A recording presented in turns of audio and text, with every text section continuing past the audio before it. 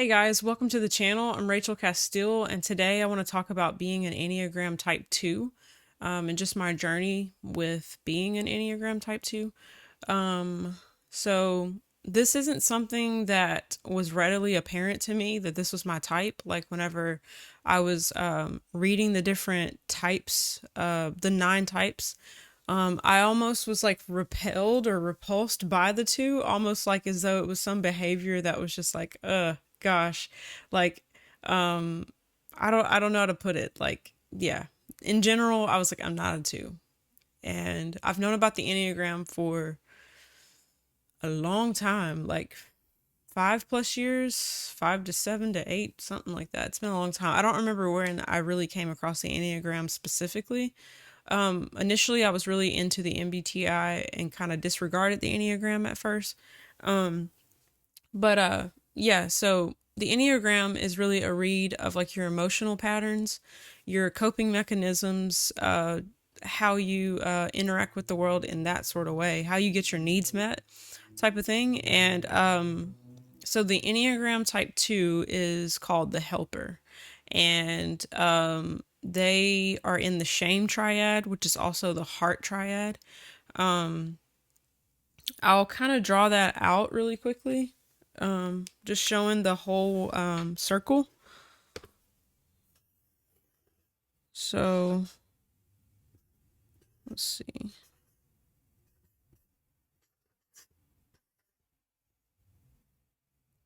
I definitely didn't space this out right. Look at it. So yeah, there's nothing proportional about that. But um that is kind of how it's broken up. This is so bad. 2, 3, and 4 are in shame. Let me write this real quick.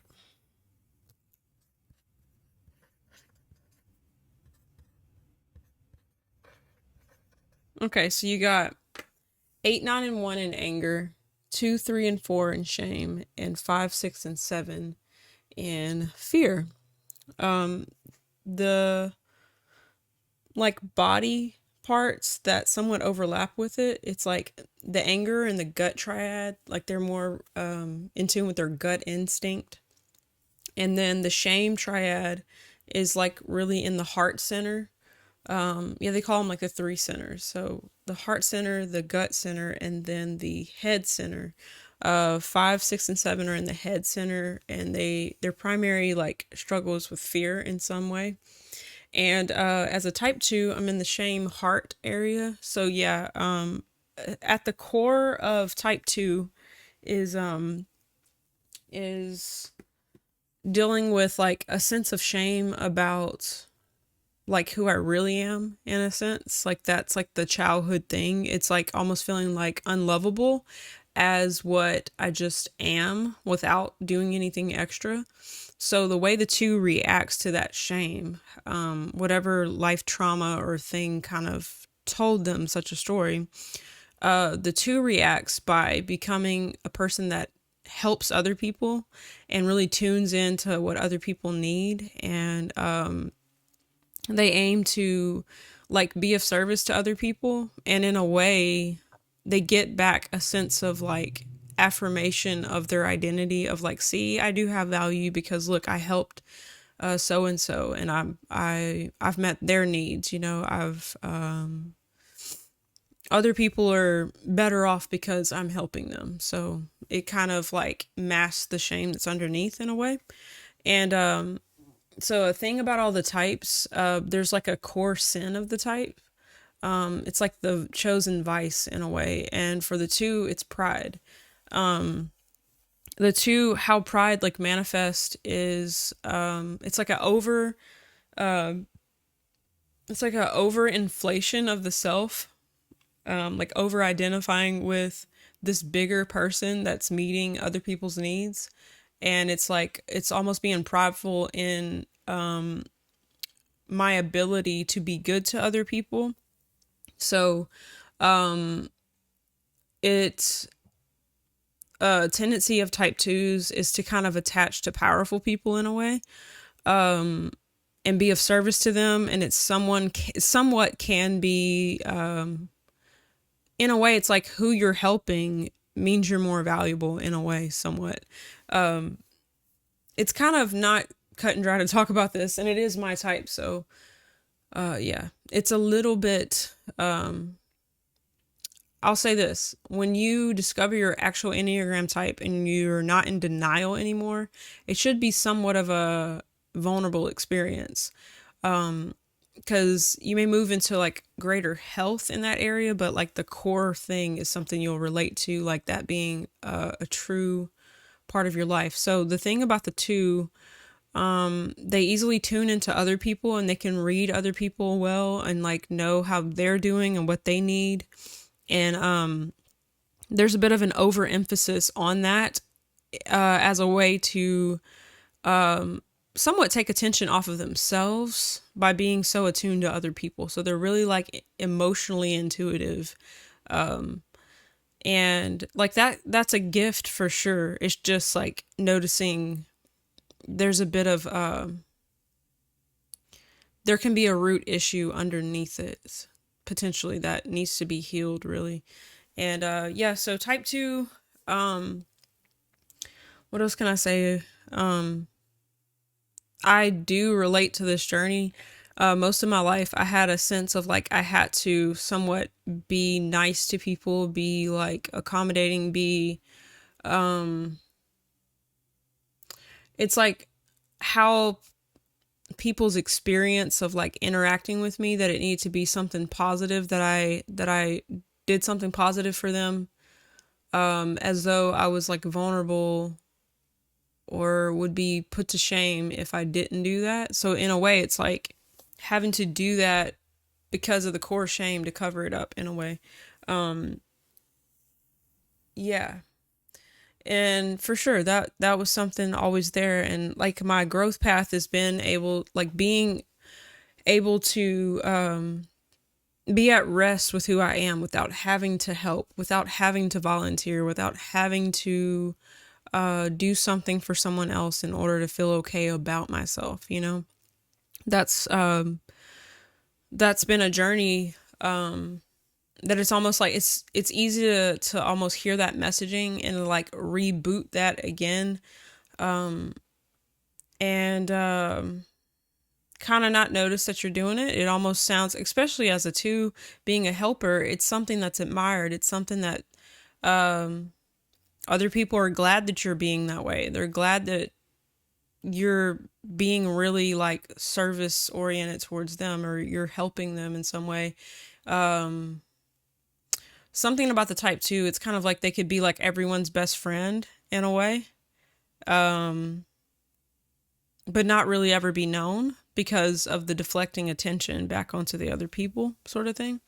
And I definitely could say that's been like a life flaw for me, that I could honestly say, I didn't always feel as connected to the people that were connected to me, in terms of, it's like I knew them really well, but I don't know that they knew me really well.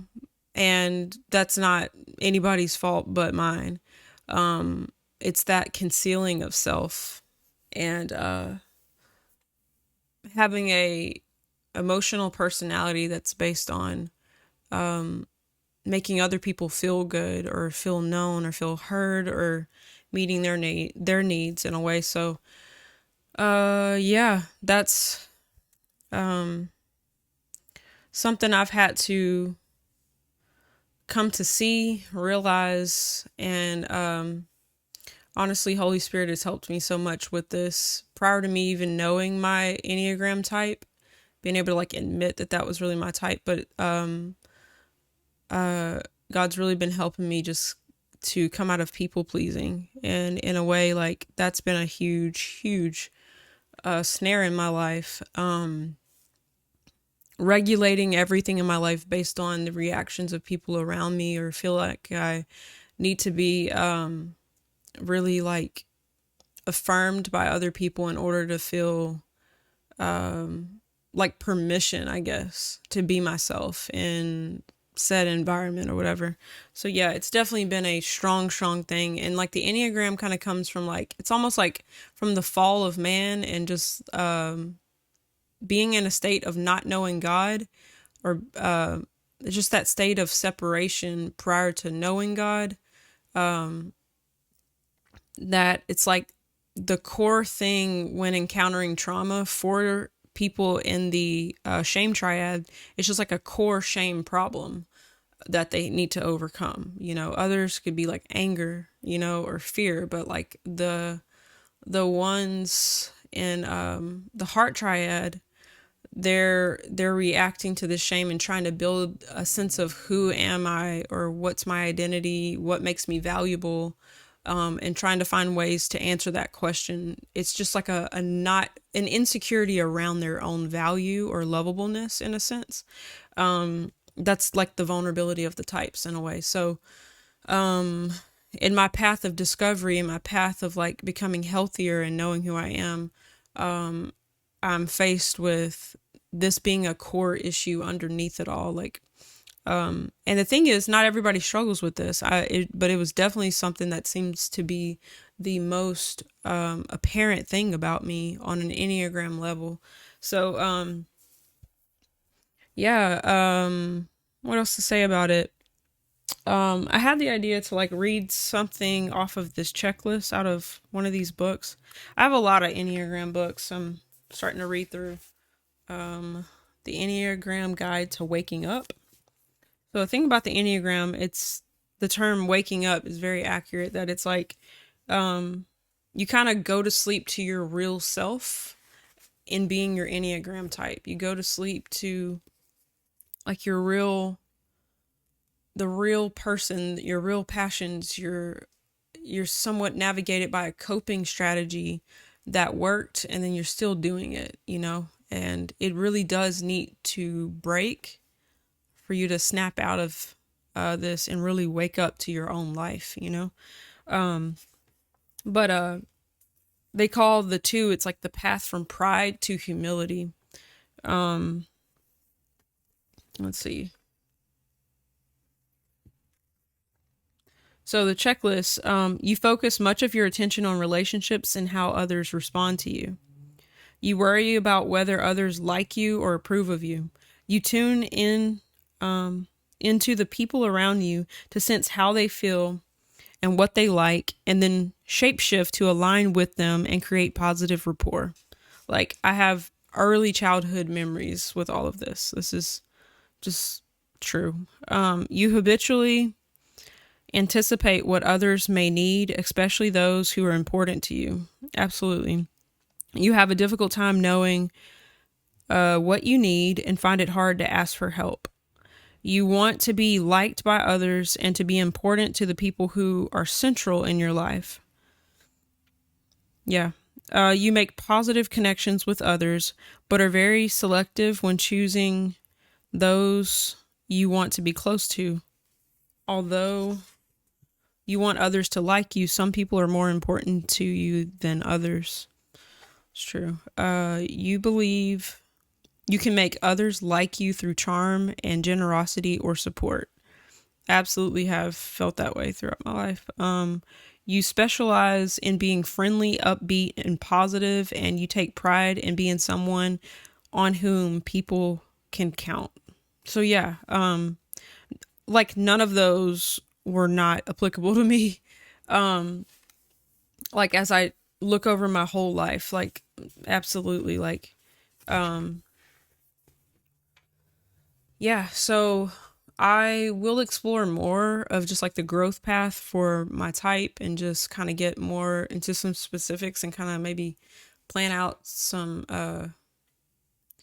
more videos on the topic. But to start, yeah, I just wanted to talk about my type, that I'm an Enneagram 2. And it's like things that I catch myself in and I realize I don't have to follow this anymore, I don't have to feel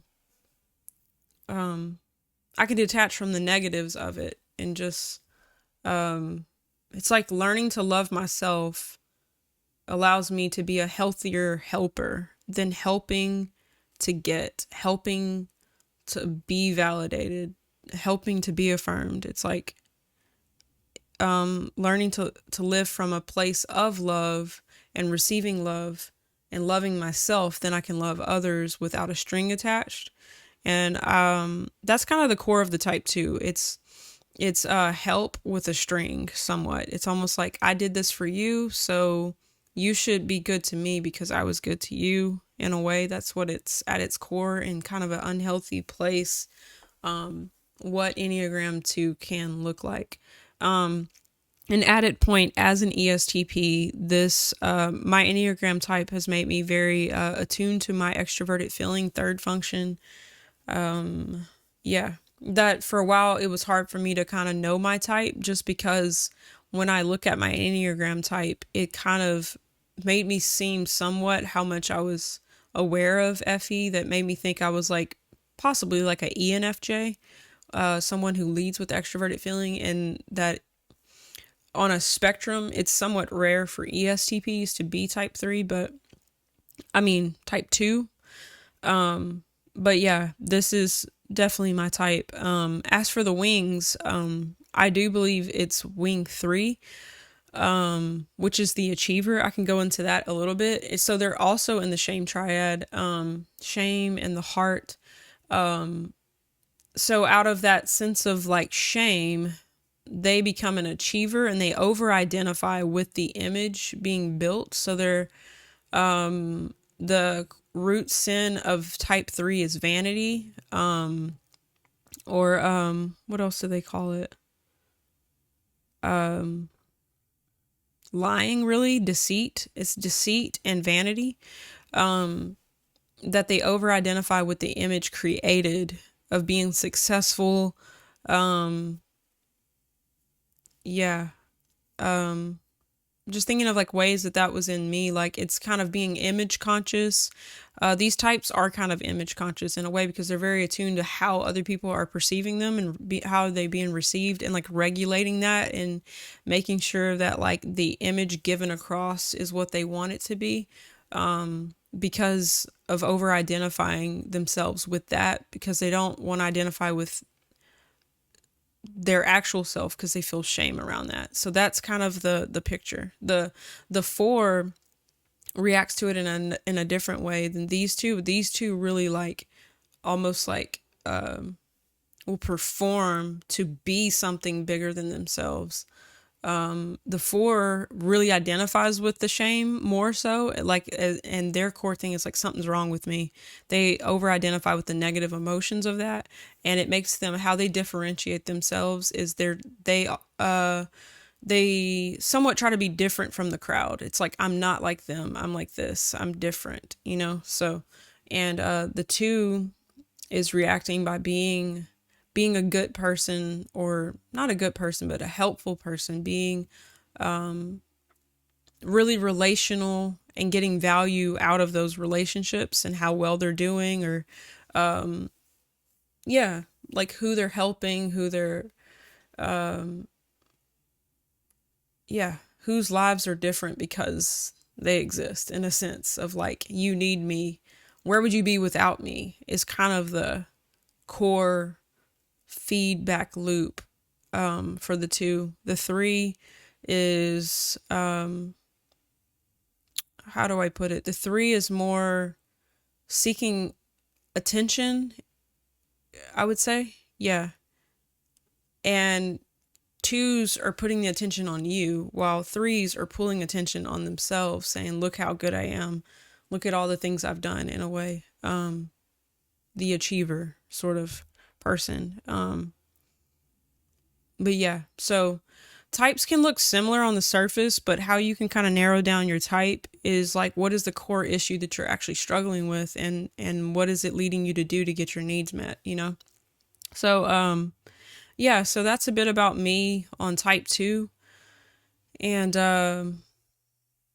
yeah, it's the Enneagram is much more near to the heart and near to the emotions. It's very much like, it makes you feel very exposed in a way. And especially the shame groups, I think the word exposed for 3 is something there, like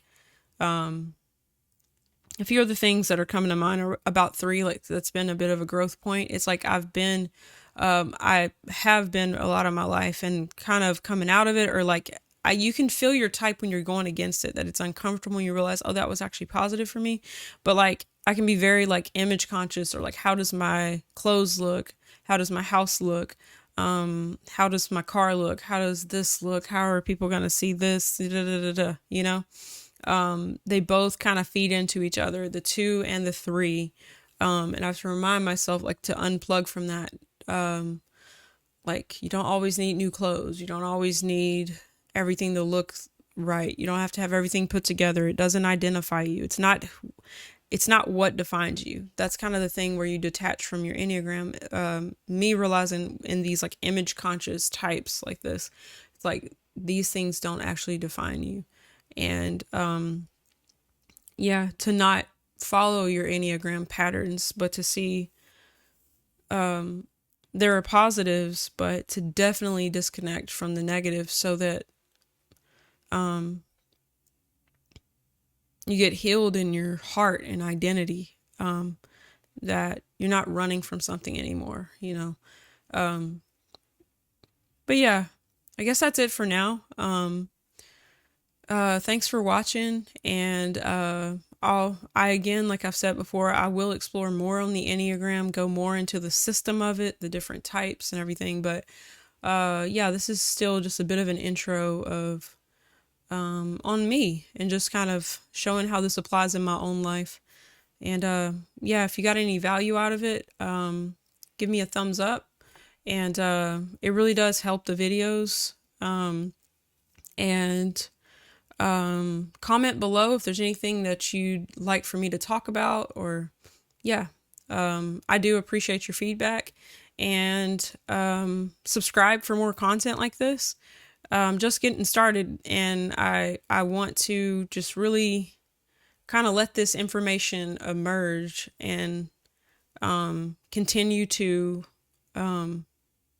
just kind of bring this to life. And yeah, my heart is really to kind of start a truthful space where self-expression is like easy, you know. And that it's been very healing for me to see myself very accurately, and to learn how to what's the word, react differently, you know. So again, thank you for watching, and have a blessed one. Thanks again. All right, bye bye.